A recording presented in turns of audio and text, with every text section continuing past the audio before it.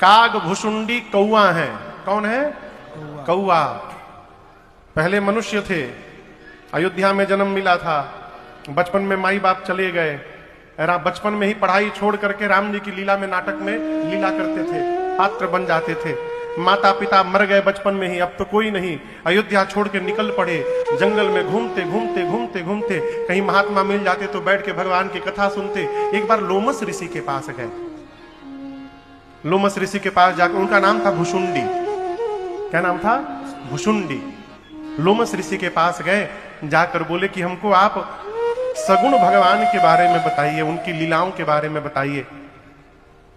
लोमस ऋषि सगुण भगवान के बारे में बताते बताते अब 5 मिनट बाद निर्गुण भगवान में प्रवेश कर गए।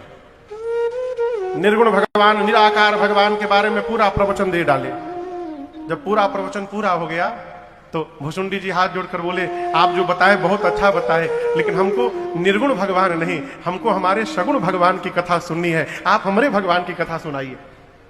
फिर लोमस ऋषि प्रारंभ किए सगुण भगवान पर बताना, और 2 मिनट बाद फिर निर्गुण भगवान में पहुंच गए। ऐसे चला कई बार। लोमस ऋषि बार बार सुनावे निर्गुण भगवान, निराकार भगवान, ब्रह्म के बारे में।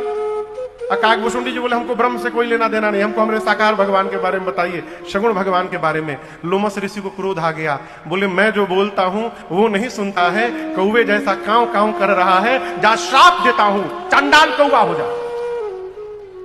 जैसे श्राप दिया लोमस ऋषि ने, भुसुंडी जी कौवा हो गए। और आपको बताऊं, भुसुंडी जी रो नहीं रहे थे, भुसुंडी जी नाच रहे थे।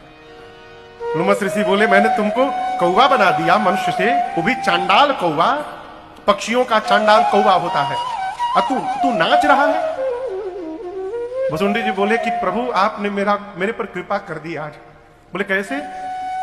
बोले मैं मनुष्य था पहले, राम जी अवतार लेते तो सोचिए, मैं यदि राम जी का दर्शन करना चाहता तो कोई मुझे भीतर जाने देता राम जी के पास? द्वार पर ही लोग मुझे रोक देते।